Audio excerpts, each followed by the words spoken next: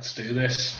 Okay. Episode 3. Episode 3, and welcome to Monday Nitro, brother. I've finally got the title right. 3 episodes.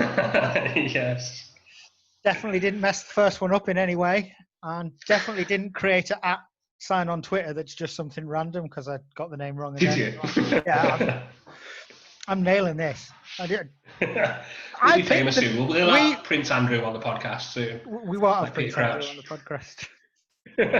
Although we did get a phone call about what he bought Harry and William for Christmas one year, so true. That actually happened because we've got royal connections. So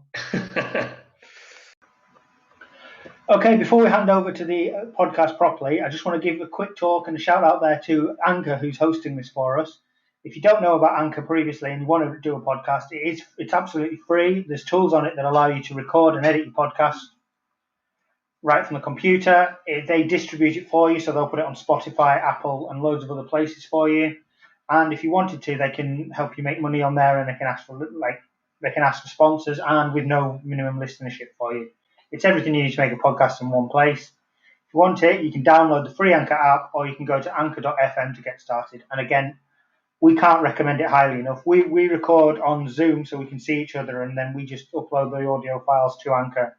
We can splice in and cut stuff out. It is really, really good. All right, thanks. And we'll hand back over to us. Right, so Nitro episode 3. It is live from Johnson City, Tennessee on the 18th of September, 1995.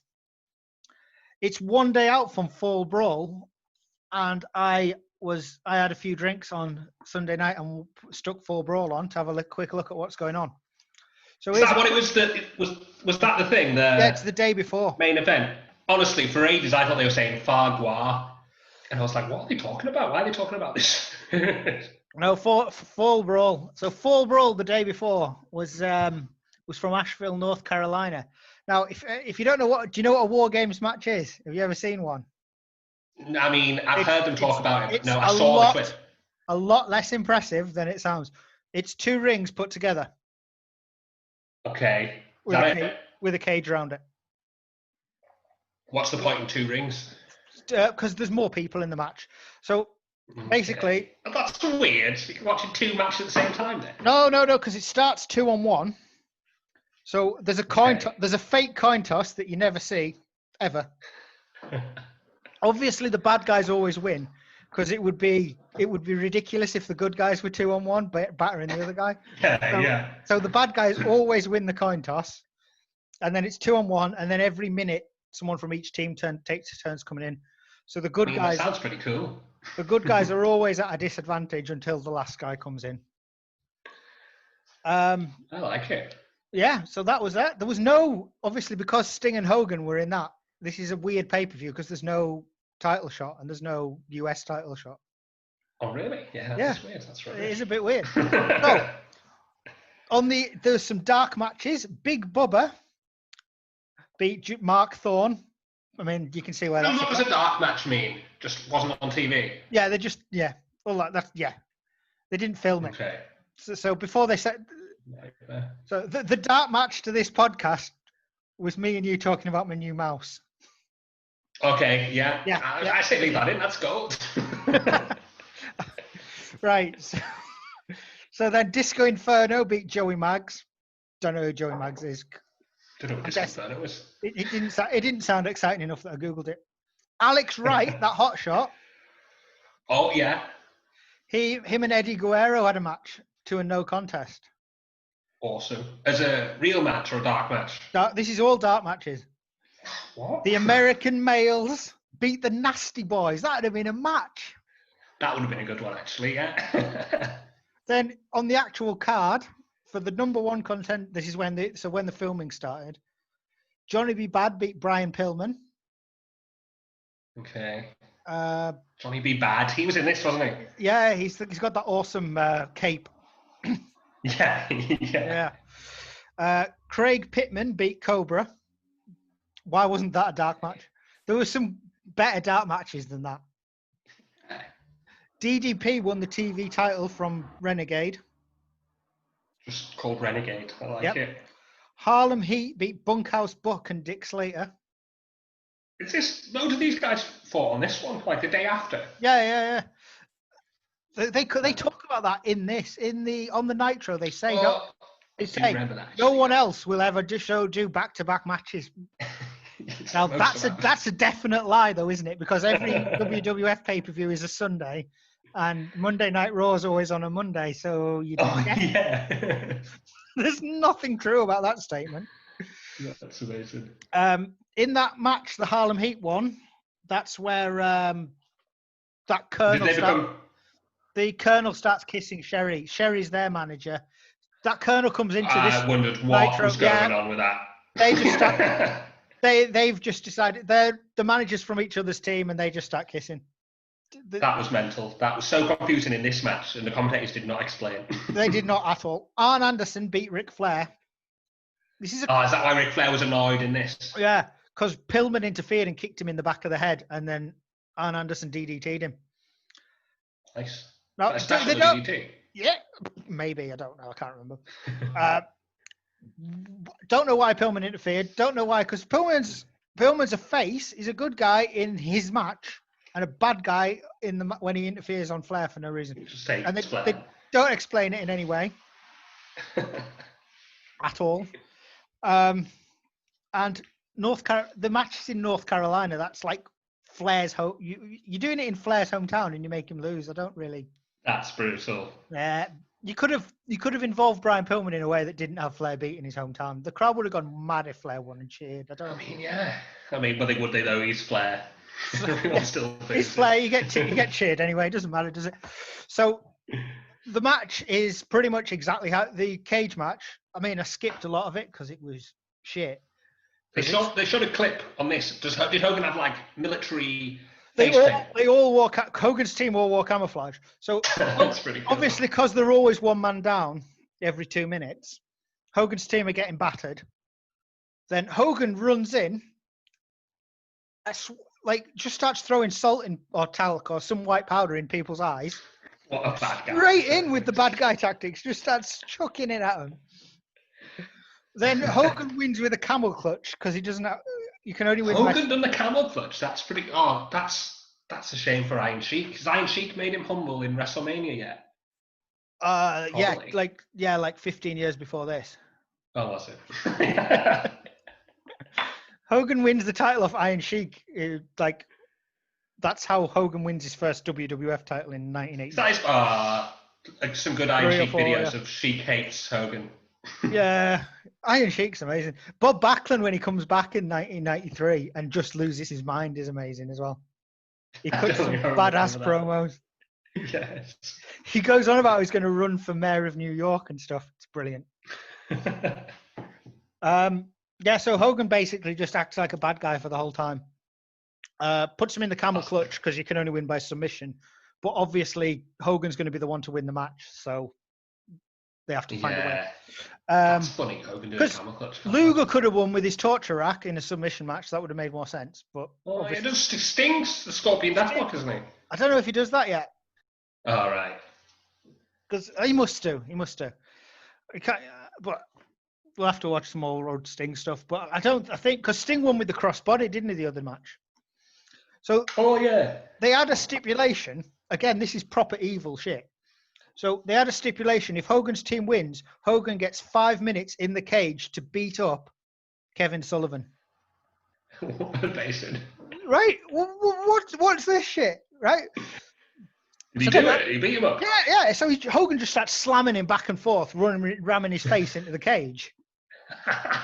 And then the Giant, and then you see it, we'll get to it in the bit, but then the Giant turns up. But they put that clip in Nitro, don't they?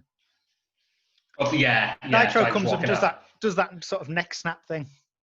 Oh, literally killed him, yeah. Neck crank. That's in No Mercy, that's what it's called. Yeah. So there.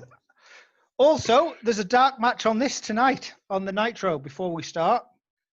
You'll know, like literally, that I've put probably the best match on Nitro ever. Because I had a quick look. Dean Malenko versus Eddie Guerrero. Oh my God! They're on the next. Look like it was those two in like 2 weeks' time. I think they get. I'd be up for watching that. I'm fairly sure they tear the house down. Like I'm fairly sure The audience. They goes were awesome. Yeah, and miles better than all these wrestlings tonight. It wasn't that great. Yeah, by a mile. So, And then goes, and they must have just looked at it and gone, "Hang on a second, what the hell have we done?" Right. So, if anyone wants to watch along, let's get Nitro on the go now. right, let's do it. Where are you at? Are you at 0 seconds? Yeah, I am. Ready? Go.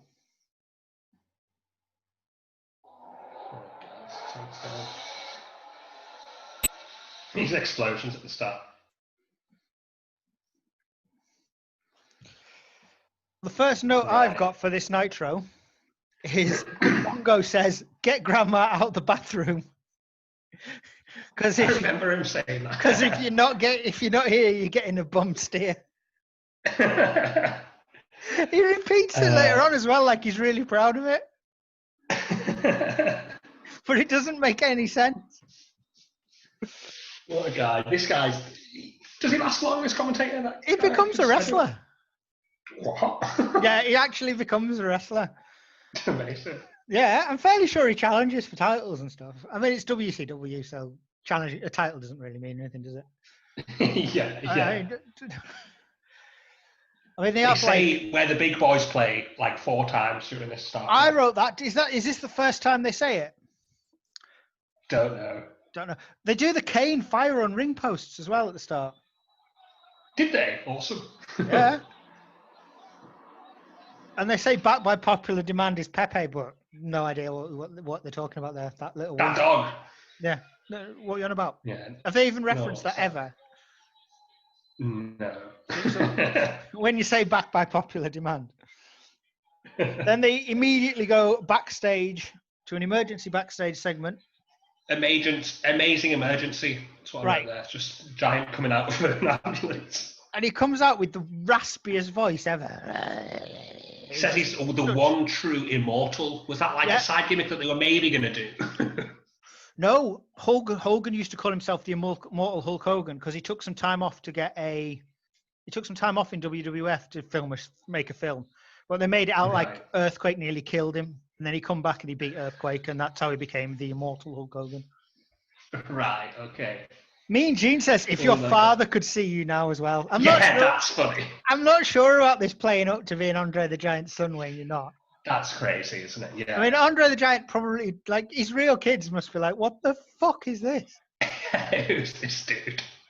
He's putting on the weirdest voice and claiming to be my son. Do you know who Kevin Sullivan is? No. He's the man who, this is pretty dark now. So he writes a lot of the storylines. He's the booker for WCW. Okay. So in a couple of years, in 1997, when we'll get to it in our time scale, but he starts writing storylines for Benoit. Oh no. With his real life wife, with Kevin Sullivan's real life wife. But because Kevin Sullivan believes in the storylines of wrestling so much, he starts making Benoit and his wife like hang about together and be seen in hotel rooms together and stuff. Then Benoit actually has an affair with his wife, right? And marries her, and then ends up killing her and their kid. That's brutal. It's brutal, but yeah, the guy wrote the storyline for his own divorce. Yeah, like what? That's crazy. It's the crazy. Yeah. And he was still alive when all that shit with Benoit went down as well. So that must really mess his head up now. Oh yeah, definitely. Is Benoit going to turn up then? I guess on this. Yeah, he must be on it soon. Cause it's Eddie Guerrero and Dean Malenko. They're all fairly sure that they were the 4 horsemen in WWF, weren't they? The new 4 horsemen. The radicals they call them, don't they, in WWF? Was it? And Perry Saturn. He was Perry Saturn. Because he's really good in WCW, but they make him like just goes mental, in love with a mop paw. yeah. The American males come out to the amazing, they are. Which is just them going American males, American males, American males. Was it? I didn't hear it. Amazing. Cesare came out with. I recognise these two. So Cesare was Buff Bagwell and Riggs. Buff Bagwell. I recognise the name. I can't really recognise Riggs from. He does a lot. he takes a lot of steroids in the next few years and becomes absolutely massive. Oh, does he? Yes. Oh, maybe then. Actually, Then he starts doing the catchphrase, "I'm buff and I'm the stuff." And he joins the NWO, black and white. Yeah, exactly. Yeah. I know exactly who he is then now. And NWO, that's it. There we go. So Cesare comes out with the awesome, for anyone who doesn't know my kid, Cesare's 8. He comes out with this amazing line at this point. He goes, "Why in wrestling does making someone American and love America make them amazing?" Yeah, it's true. That's like a cruiserweight division, just American. you've just killed and simplified every wrestling match. Oh yeah, they're meant to be fighting William Regal. That's who it was, right? Okay. Yeah, so they're supposed to be fighting Regal and the Earl of something, the Blue Bloods, but they don't ever get to the ring because Harlem Heat batter them. I mean, this Booker T is awesome, by the way. I love Booker T, but this segment makes no sense. If you're why do they challenge them? If you're the heel, you're meant to be the cowardly heel. What are you doing, battering people, and then going, "Tell you what I'm going to do. I'm going to put my title on the line." Why? Yeah, that's crazy. Doesn't make any sense, does it? I want to give not at all. Just bored. I'm coming out. I want to give you a title shot. I don't know why. I'm not bothering to explain it. Makes no sense. Also, that is crazy. Regal and Thingy don't interfere later on in the match either. Which again, I was waiting for them to come out. Yeah, totally. I was like, right at this point, blatantly, what's going to happen is they're going to run out and it's going to be a DQ finish. But I started looking at this and I thought, with all of them in the ring, the ring's well small. So I Googled it, and it's 18 feet by 18 feet, and the WWF one is 20 feet by 20 feet. It is quite a lot bigger. Oh, yeah, it's quite a lot bigger. That's mental. I didn't think, later on when Ric Flair's running on the ropes, it did look weird because it was smaller, I guess. That makes Goldberg Spears more impressive that they're in a smaller ring. Yeah. Because he gets some proper power and speed up, doesn't he? Yeah, he totally does. Mongo Who's Booker T's partner? Stevie Ray. Don't remember him. Yeah, he's basically when Booker T becomes a singles wrestler, Stevie Ray becomes he's out. Nothing. Yeah. That Sherry, their manager Sherry used to be WWF champion. What? Yeah, she was sensational, Sherry, as well. So when the one that went out with Hogan. No, went out with Macho Man. After Macho Man loses to Hogan, Miss Elizabeth leaves Macho. Macho goes off with her. That's what I was thinking, right? Yeah, okay. Miss Elizabeth. This Booker T's pulling off some moves already. It's been a bit of a hot shot in this match. Yeah, Booker T's amazing. Good scoop slam. I mean, he's got the spinneroonie, hasn't he? Which. Yeah, I was hoping that might come out, but he does 2 of his specials in this as normal moves. He's really good as well. Which specials does he do? That atomic drop kick. Oh yeah. And that awesome kick that he sets up. Maybe he does that, then the spinneroonie. Is it like a Faymaster but with a jump? Yeah, that's the thing. Yeah, mate, that was his special for a while. An athletic Faymaster, basically. Yeah, it looks cooler though. I think this one. Yeah, it is way better. At that point, yeah, because I wrote some guy with a cowboy hat on, always called the Colonel. No idea who this is. But then I watched Fall Brawl and I actually understood. But yeah, it made no sense. I just wrote interference weird. I just had no idea what was going on. They say about 10 times, don't they, during this match that this match is unsanctioned. It's what, unsanctioned? All right, yeah. I mean, it's not that unsanctioned. You've got a referee in there. There he is. That he just done that big kick. He had that as a special there. Like, start of a special, you know. Sometimes in WCW, they use a tag rope. Like old school wrestling. But it's not in this tag rope. Like, you have to stay. I think you have to hold it. Keep one hand. All right, okay. Which makes sense, but I think they often abandon it and then. That was a good tap out when Booker T was like nearly getting pinned, and then he tags the other guy in. Oh, that's when he does the slow fall. Yeah, that was awesome. That is impressive. That. Yeah, Buff Bagwell looks nothing in this. He becomes absolutely ripped and massive. But like you couldn't have done it in a year if you tried massive. Yeah, I mean, this is Royd Central soon, won't it? I guess. But if you think how small Scott Steiner probably is at this point. Yeah, and then he becomes Big Papa Pump and loses his mind. There's some good wrestling to come with him. He actually loses it as well, doesn't he? Oh yeah, totally. Here he is. Yeah, Bagwell's doing the hot tag here, drop kicking everyone. And Stevie Ray just slaps a drop kick out the way. That's amazing. He just bitch slapped a drop kick.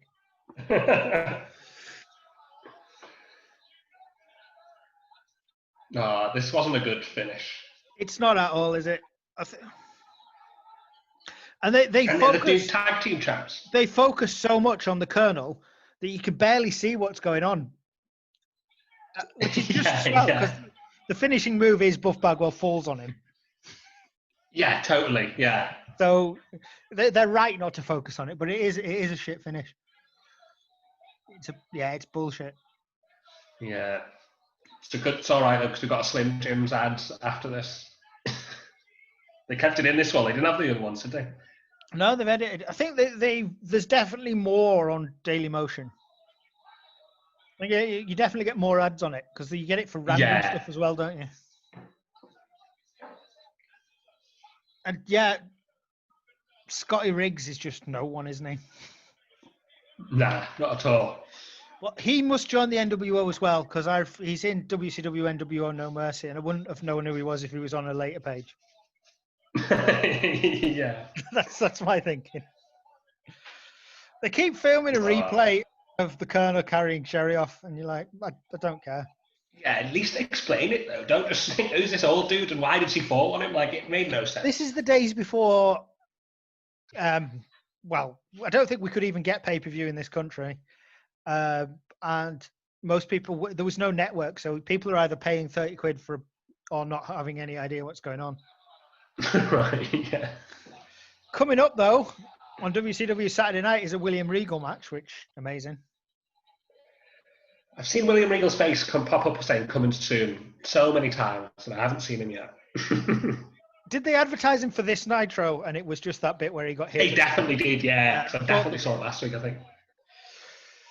Right, this next match is Mr. Wonderful Paul Orndorff, isn't it? But then, there's a Flair thing first. Yeah, I just wrote not great. I mean, Flair is great, though. Oh, yeah, totally. I quite like I like the robe. He comes out in that. His last week's one in a suit sucks by comparison. This is Flair, isn't it? You've got to come out in your big, feathery, glitter shit. That's. He's an absolute hot shot. This Flair. He's got to be styling and profiling. There's none of this business stuff. This business stuff. This guy coming up to this Mr. Wonderful. Is he known? Do I know him? No. He was big in. I googled him because I wasn't sure if I was going to be talking shit. But he was big in the 80s, and he debuted in 1976. So he main evented the first WrestleMania. Nice. Yeah, so it was Paul Orndorff and Roddy Piper against Hulk Hogan and Mr. T. That's a good one. That's how you main event a WrestleMania, isn't it? Yeah. So Arn Anderson broke the code by bringing in an outsider. I mean, he didn't bring an outsider, did he? There's nothing in the storyline that says that Arn Anderson brought him in. Yeah. Pillman just turned up and kicked him in the head. But he does talk about Pillman's football career, which I didn't know. So that was pretty cool. He said something about family stuff in this, like as if Arn's done something to his family. I didn't know. The Four Horsemen is the family he means, I think. I thought he meant bang his wife or something. I don't know. I mean, it's Ric Flair, so that is a possibility, isn't it? He's got his fingers all taped up as well. Do you reckon he? But then I suppose he did get battered the night before. So It's not going to do much. Those finger tapes, though, is it? no, you'd have to tape the fingers together, wouldn't you? Otherwise, they wouldn't do anything. Yeah. I do like the bit where Flair runs into the ropes, just stops. And does that strut? Yeah, I love that. Yeah. He's a good bad guy because he's a good heel. Because secretly everyone loves him as well. So Johnny Be Bad is the other one in this. So it's Paul Orndorff. What bad? That's an awful name, Johnny Be Bad. It's really, really, really shit. And it doesn't. He goes to WWF, and it gets worse. So in WWF, he becomes Marvelous Mark Mero. Can you remember him? Bet you can't. Definitely not. No, because they bring his wife over as Sable, and all anyone cares about is Sable looking hot. Yeah, I remember Sable. So yeah. No one gives a shit about. Like his career just takes a massive down. He has this shit gimmick where he's a boxer, so he just jumps about in a boxer stance. Right. Okay. And then they make him a domestic abuser for a bit, and they give Sable a black. Serious. This is WWF in mid-90s. They give her a black eye. But then they write that out. They write that out pretty quick, so they must realise, oh no, this has gone too far. And then the crowd just starts chanting for Sable, so yeah, he just becomes nothing really. It's over for him. Yeah. So yeah, Johnny Be Bad gimmick, but it gets worse. It's a wonderful bad gimmick. Yeah, he's got comedy music though. I like the style of that. I quite like him. I like the fact that he checks his mirror at inopportune times, and he does it a bit too much in this start. But yeah, during the match he does it at one point, and that was all right. During the match is good. Yeah, that's like proper old school, buddy. And they start. Funny, they're like, oh, this music, and it's like a bit classical music, isn't it? And you just like these. Yeah, it's terrible music. Yeah. But they play up the Hogan injury in this as well. They're really selling this Hogan as. I mean, they go on the night before. They do go on about it a lot at the end, and we need to get an ambulance out here. He's all this, but I mean, he's definitely on the next pay-per-view. So whatever the Hogan. All right. Yeah. I mean, guaranteed. It's all setting up that the next pay-per-view is Giant versus Hogan. Yeah, of course. In a monster truck match. In a monster truck match? That's going to happen. How does that even work? So it's some sort of... I don't know how it's meant to work, but I've seen clips of it, and it's basically them two in monster trucks revving their engines and not doing anything. It's like a monster. Sounds all right. And all right for a start. It's like a monster truck tug of war on top of a building. On top of sold. There's some good stuff in the pay-per-view, and then they sell that Hogan killed him.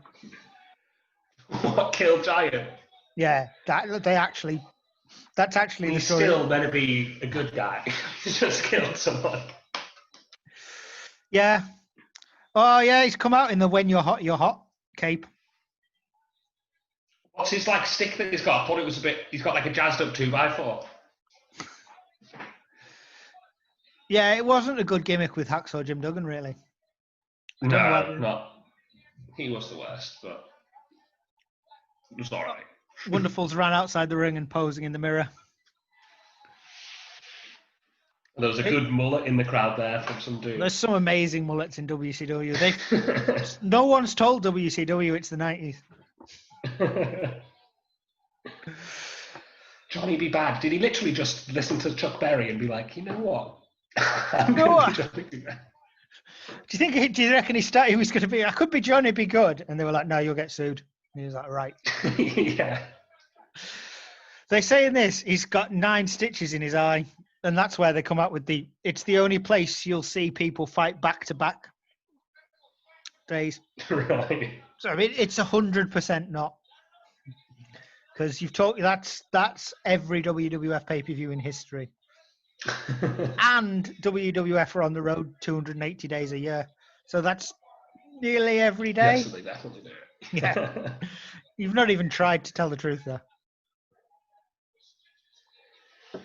I mean, it looks pretty massive, this Johnny B. Bad, but it just needs a better gimmick. Yeah. He slims down for his rubbish boxer gimmick. Not there. And wears trunks and stuff. It's really, really bad.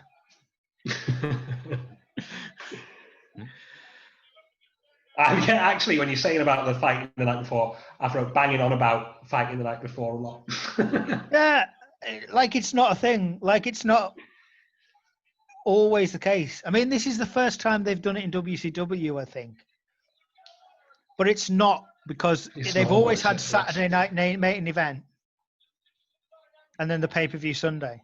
So definitely have done it before in WCW. The ref starting on Mr. Wonderful. This ref was being a bit of a hot shot. He is. They're proper getting in his face, isn't he? Yeah, like he should be a wrestler. He might be an ex-wrestler. I don't know who that guy is. He probably will be, right? Actually, yeah, you're right. I've no idea who that ref is. He's not in it later on, I don't reckon. Yeah, I don't recognise him. I don't remember him from the NWO days. No, that was a bad move, guys. Mero, is this where Mero does a jumping absolutely nothing? Yeah, it is. So, he tries an axe handle to a guy lying down. Is that what he was trying to do, right? Like, it makes no sense. Like when Macho Man does that and the other guy stood up, that makes sense. But if someone's lying down, you're always either going to get kicked in the face or miss by 5 feet. And it happened, you got kicked in the face because you attacked his legs with an axe handle.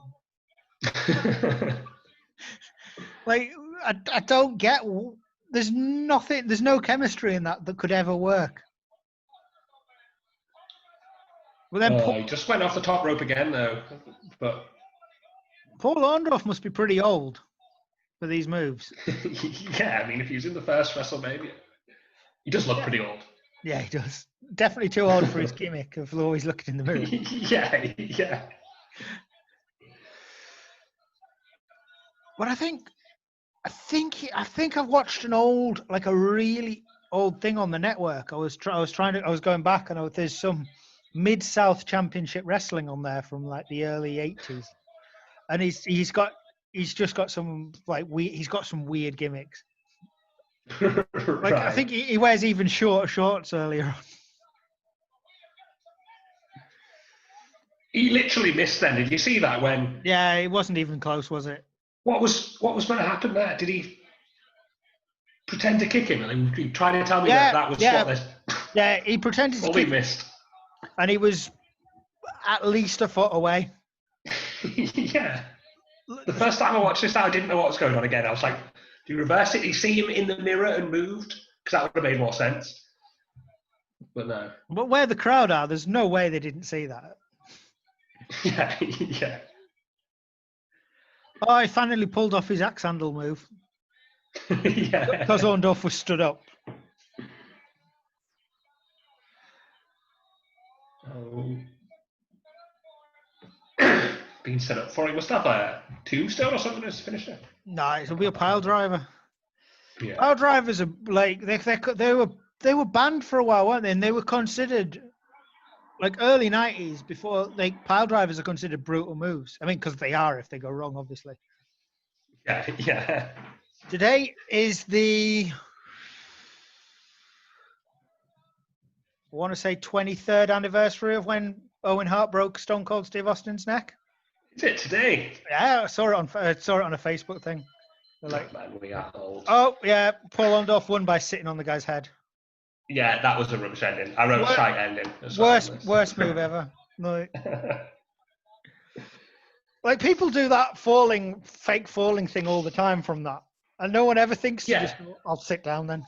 But fair play to Orndorff for finally realizing that. But there's no way you could get a 3 count with it in any other match ever. No, definitely not. No, that was a bad ending, guys. So that's what you should think of first. Like, let's have an awesome ending to this. Yeah, how are we going to finish the match and then work backwards? But also, why are they having the match? That's not. I think because Nitro's so new. There's no way to build up. There's no story behind it, is there? Yeah, I suppose. Just get two random dudes. There's no reason for these two to be fighting at all. There's no stake. It's not the winner of this goes on for anything. There's no feud. Is there not some sort of ranking system though? They mentioned that a couple of weeks ago. I mean, there's not, is there? I believe in this ranking system. I'm not convinced by the ranking system at all. This was weird, this Baywatch promo. Yeah, so they've got some sort of deal with Baywatch, I think, because later on they are in Baywatch. What? Macho Man's in Baywatch? Yeah. We might have to do a special episode on this because it sounds pretty badass. But this really happens in a Baywatch. Oh, yeah, Kevin Sullivan chokes him with a weight. But so in a real episode of Baywatch, Hogan's in it. As a jet skiing lifeguardy type person. And then Ric Flair is an evil property developer. Oh my God. Awesome. But Ric Flair's a good actor, secretly. But is also Ric Flair. I didn't know if this was Ric Flair or not on this Baywatch bit, so that didn't explain. No, I didn't know it was Ric Flair until they talk about it afterwards. It doesn't. Again, this makes no sense why he's helping Macho Man. Yeah. But it's all building to this. So there's going to be whole Baywatch episodes devoted to this, and then Flair and Hogan are going to have a match to decide if Hogan or Flair get this real estate in Baywatch. Oh my God, that's amazing. But like they've tied the two shows together. It's awesome. I think that's going to come up at some point. Macho Man comes out again with amazing outfit. Yeah, totally. He's got the best entrance so far out of all the episodes we've watched, I would say. Yeah, I'd say that's he's got the best true. Music. Macho Man's just so crazy all the time that he could say anything.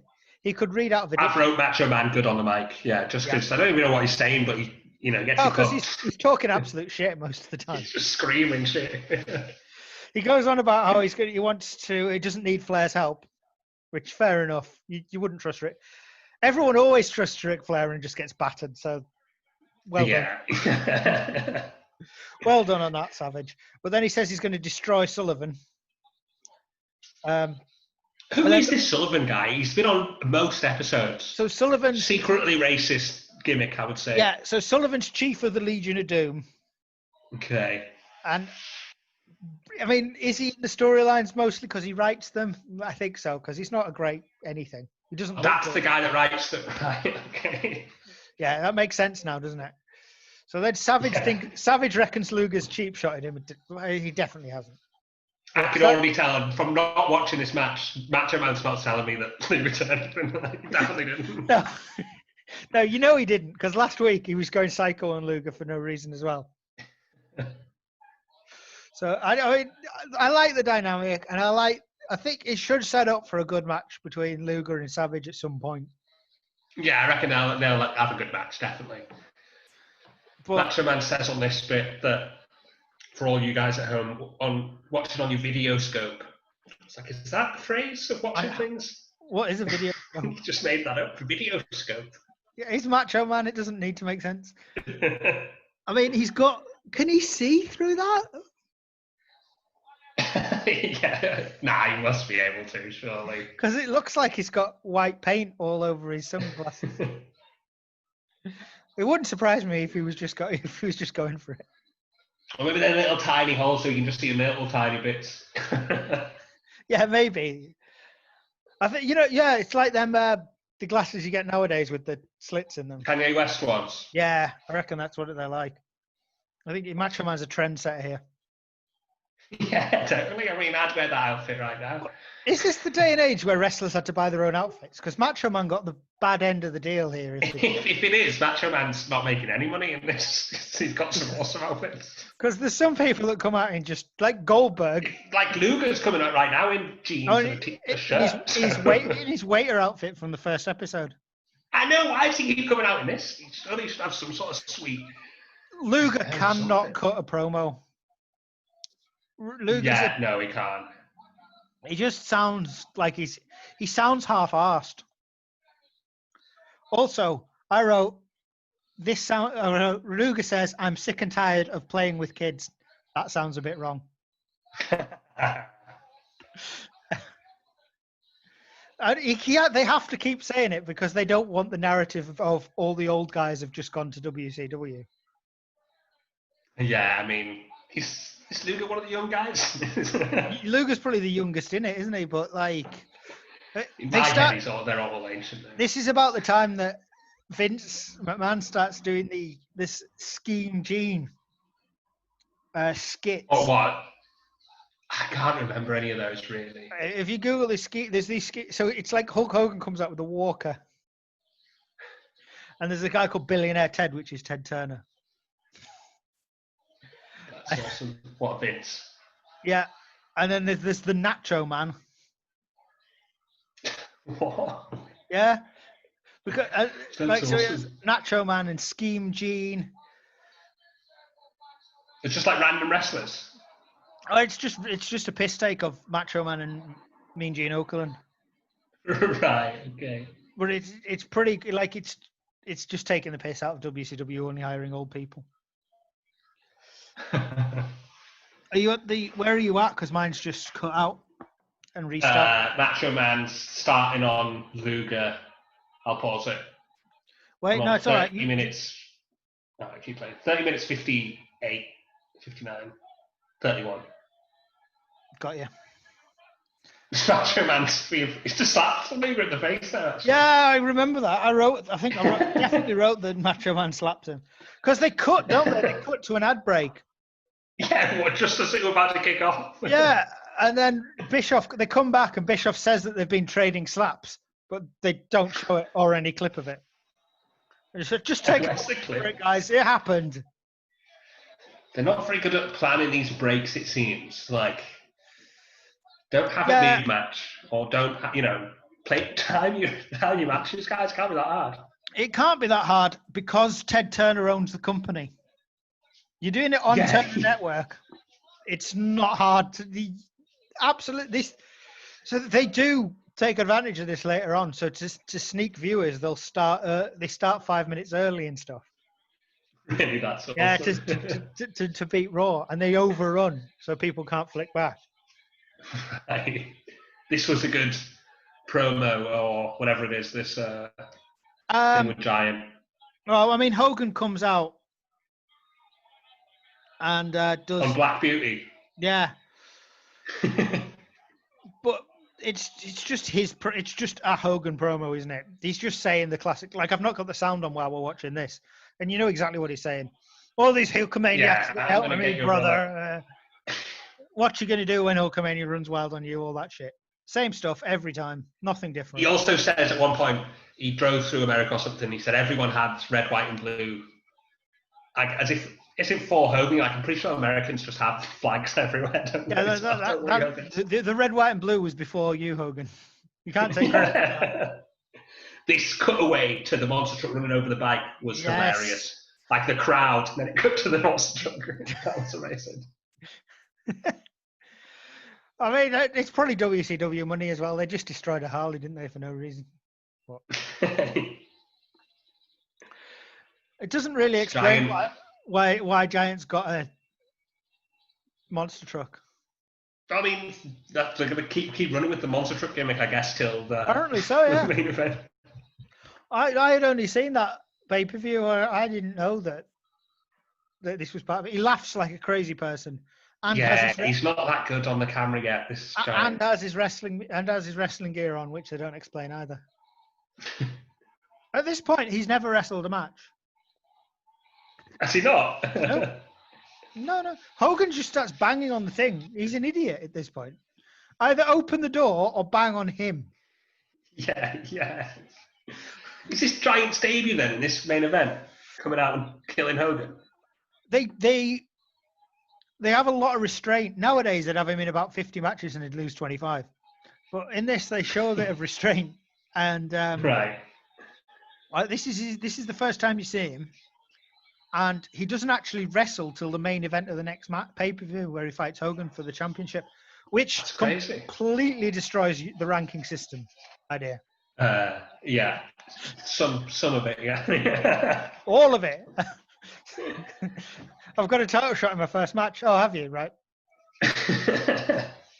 Yeah, but did you? You must get some rank for giving Hogan a neck crank. Maybe that's it because you killed Hogan. So how do people? When do they say that it's Andre the Giant's son? When does that happen? They keep going on. They don't say Andre the son. They call him the Giant, and they just refer to your father. And then Hogan says, Hogan says stuff like, "I'll slam you the way I slammed your father," because he was the first guy to slam Andre the Giant. It was a big thing. Right. Yeah. In WrestleMania 3, but they don't explicitly say it because it's a lie, and they can't. It's mental. They just infer it all the time. I was excited to see this Flying Brian, but he wasn't as good as the first match he was in. Was it Sting maybe that he fought last time? Jushin Thunder Liger. First ever Nitro. Oh. Right. That was a good match. Yeah, he was good in that. Well, I think this is a better story, this one. This is like... It's the best main event we've had, put it that way. I mean... Definitely. But yeah. Because the main events are usually the worst for some reason. Yeah, I mean, you've got the way Nitro normally works is you've got a cruiserweight match, then you've got some random mid-card stuff, probably to do with the US title in some obscure way, and then you've got some stars from the 1980s that fight it out. Yeah, usually Hogan.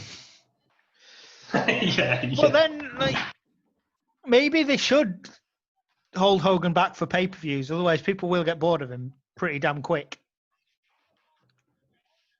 Oh, totally. I mean, I'm not bored of Hogan already, but... Yeah, the second match against Luger was exactly the same as his one against Bossman, so they couldn't really have brought him back for this third one, could they? Yeah, fair enough. Also, Pillman basically doesn't get an entrance in this because they mess up the timing of the ad breaks again. Oh, yeah, I didn't even notice. They've really got to learn how to do that. I said in this, he does this sort of turning back elbow thing to Flair in the corner. And that might be the closest thing on this Nitro to a Will Smith, you know. I was looking out for one, yeah, not at all. Nah, that's a disappointment. I wrote Flair is more flying than Flying Brian. Yeah, Flair's jumping all over the shop on this. They've dropped the name and he's dropped doing it. Yeah, that was his style, wasn't it? You know, doing some awesome moves. They're like, oh, well, I don't have to bother now. Yeah. The crowd are way more into. I mean, I know it's in the South, but they are way more into Flair than they were into Hogan in the previous main events. Yeah, that's for good reason, though. Flair's probably the best wrestler. When Flair does a massive clothesline on the ring apron, they get the crowd to do a massive woo. Yes.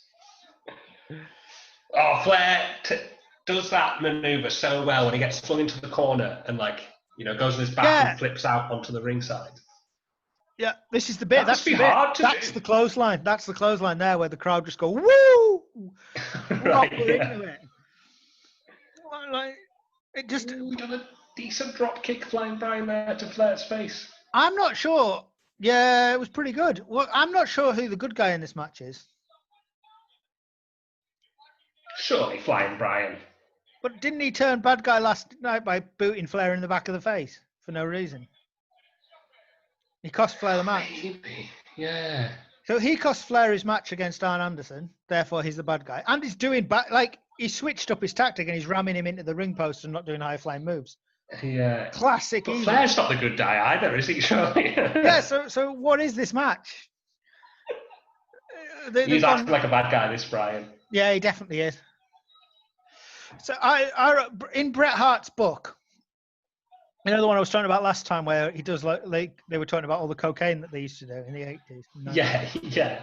So he says that every Ric Flair match is exactly the same, and that's just not true. Nah, no.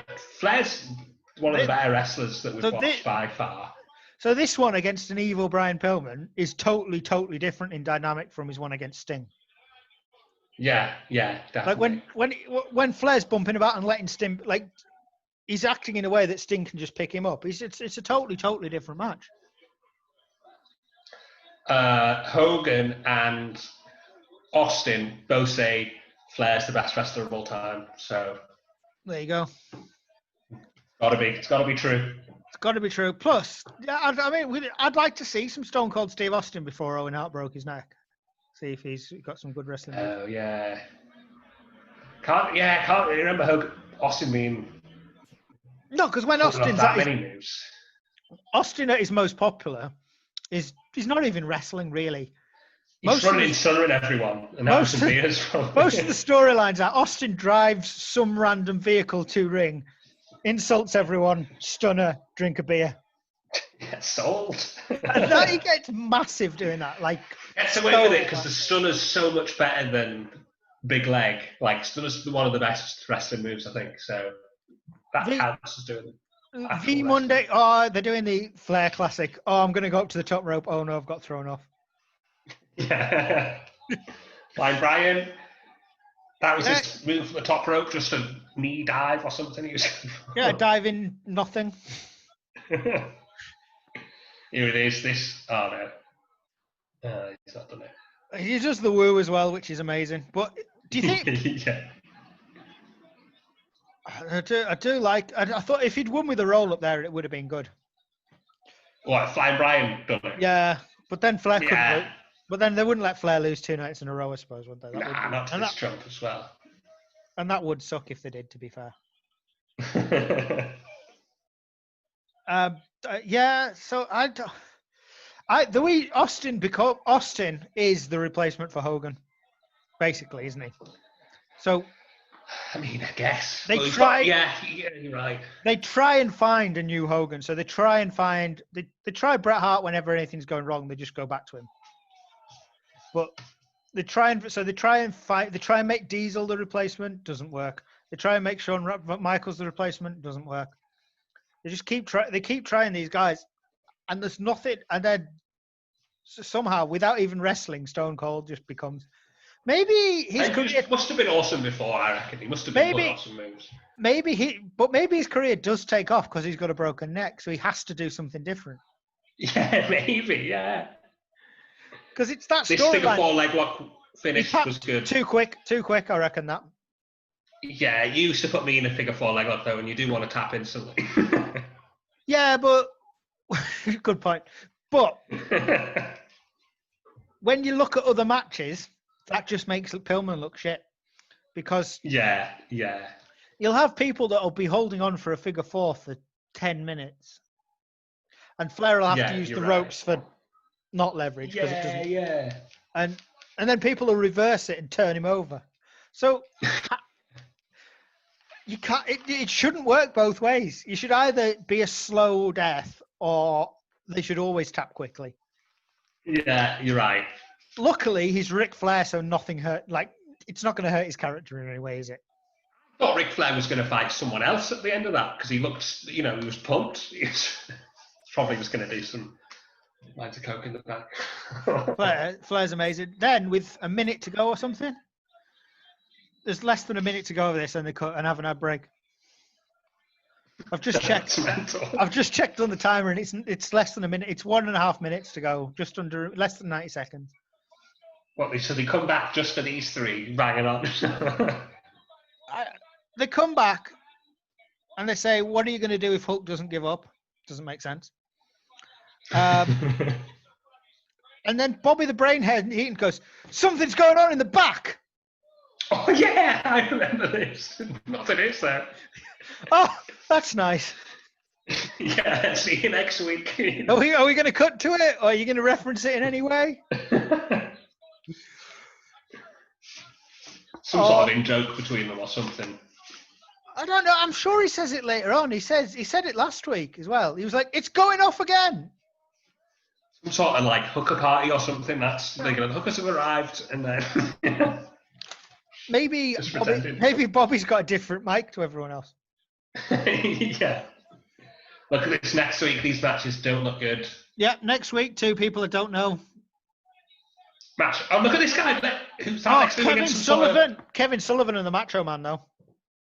Yeah, but did you see the next one? Lex Luger, I have no idea who that is.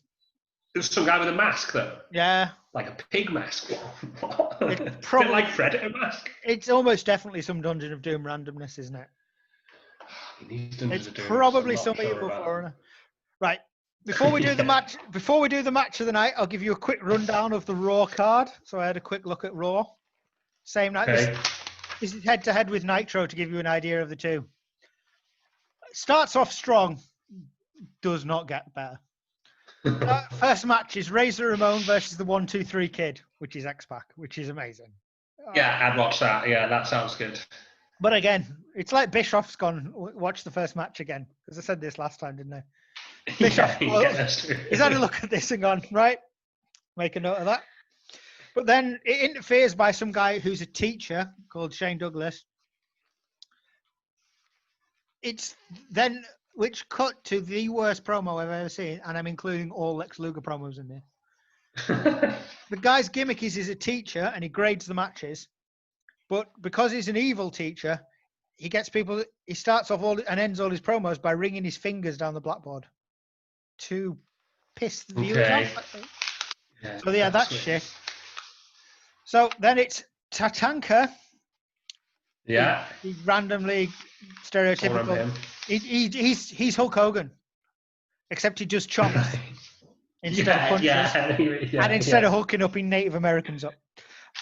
Classic. And Karma. Karma, don't remember. Karma, who used to be Papa Shango. All right, yeah. And who will become the Godfather.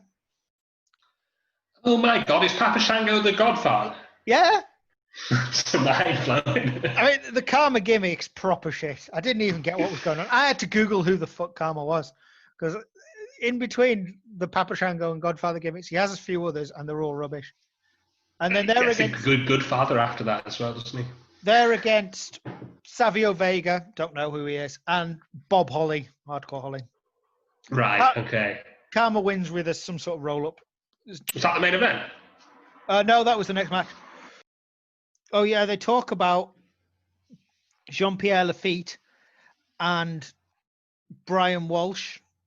I literally don't care. Jean-Pierre Lafitte wins. Who cares? It's rubbish. Oh, no. But the main event is Yokozuna and Owen Hart as a tag teams against Men on a Mission. Men on a Mission? Who's that? Mabel. Do you know who Mabel is? He wins King of the Ring 1995, has a championship match against Kevin Nash. Recognise? Was that not the guy that was in last week's? He's massive fat guy. He's Viscera, basically. His gimmick's Viscera later on. Okay, yeah. I don't, but yeah, I think I know him. Yoko wins by sitting on them. And it is massive, this bit. Oh, no. So, in keeping with the current racism of the time, Yokozuna's Samoan. Amazing. If you look at him, he doesn't look Japanese at all. Yeah, not in the slightest. Like, I looked at him. Guy's Samoan. Genuinely, Nitro absolutely killed Raw that week. Nitro, I think, seems to be hitting its stride a bit with the way it's laid out. Some of the matches weren't the best, but it's got storylines. No. It's got some good storylines. You want to tune in next week. Like, I've just told you what happened on Raw. You wouldn't care. You wouldn't go, I definitely need to see nothing because there wasn't anything. Yeah. Mabel. Yeah, Mabel. Yeah, what have we got next week then for this? You got Flair. There's some stuff going on. There's some constant storylines. You've got what's going on with Hogan. You got the Hogan Giant stuff. Is Hogan dead? You've got Macho Man against Kevin Sullivan. You've got Luger against some guy in a mask.